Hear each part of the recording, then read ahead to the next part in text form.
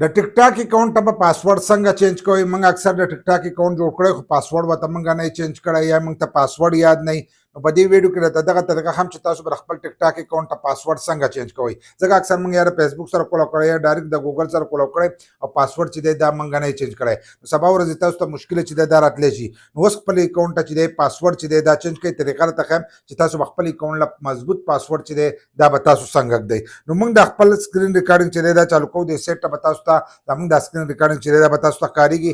دغه شان به تاسو د خپل ټیک ټاک پروفایل چې دی دا به ځان سره کولو کوئ. چې څنګه دا پروفایل کولو کوئ له پاسه به تاسو ته ښکارېږي. دا درې کرښې به تاسو ته ښکارېږي. تاسو به راوالی دا درې کرښې چې دي دا به ځان سره ووایي. له پاسه دا درې کرښې نه دي دا درې کرښې چې دا به ځان سره ووایي. څنګه دا درې کرښې تاسو ووایي نو دلته کې تاسو ته ښکارېږي سیټینګ اینډ پرایویسي. د هر ټیک ټاک سیټینګ چې دی دا اکثر جدا وي. اکثر یو کې والی د ځینې کسانو یو اس ای نو په هغې کې لږ فرق چې دی اکثر به ځینې کې وي. نو چې هغه پکې وي نو تاسو به دلته کې خالي سیټینګ اینډ پرایویسي به وګورئ. دا چې دی دا به ځان سره ووایي. چې څنګه را تاسو ووایي نو تاسو به دې مخ ته راشئ. چې دې مخ ته رالی نو په دې مخ کې به تاسو ته ښکارېږي. لاندې به تاسو ته ښکارېږي اکاؤنٹ. د پروفایل دا نښه ورسره هم ده. دلته کې دا اکاؤنٹ به تاسو ته ښکارېږي. دا اکاؤنٹ چې دی دا به ځان سره کولاو کوئ. چې څنګه دا اکاؤنٹ تاسو کولاو کوئ نو له پاسه تاسو ته ښکارېږي اکاؤنٹ اینډ پرمیشن او ورپسې چې دی پاسورډ تاسو ته ښکارېږي. دا تاسو ته پاسورډ ښکارېږي. ځینې کسان په انګلیش نه پوهېږي نو دا په دویم نمبر آپشن چې دی دا به ځان سره ووایي. چې څنګه دا دویم نمبر آپشن تاسو ووایي نو په دې ځای کې تاسو خپل پاسورډ چې دی دا لیکلی شئ. پاسورډ به څنګه لیکئ دلته تاسو لا دار سره چې دی دا درکړي کوي. دې کې تاسو غلط پاسورډ ورکوئ نو هغه پاسورډ چې دی دا به نه اخلي. ګور په اوله کې ورکړي دي د 98 والا د 20 انچو پورې ته پاسورډ چې دی دا ایښودی شي. لکه کوم الفاظ چې تاسو لیکئ د 98 والا د 20 پورې چې دی دا تاسو لیکلی شئ.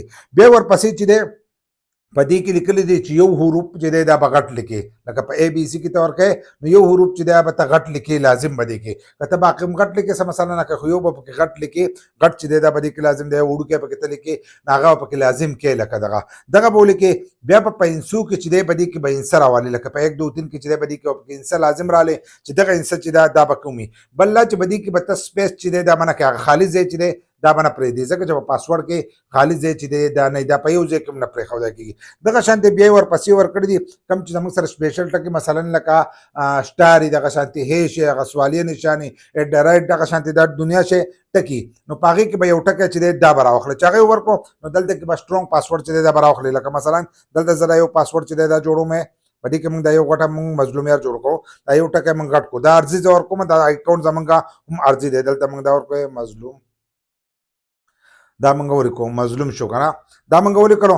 دلته پکې اوس موږ یو سپیشل ټکی چې دی دا راړو. مثلا دلته پکې موږ راواغستلو دا جمع یو راواغستله دا یو راواغستله.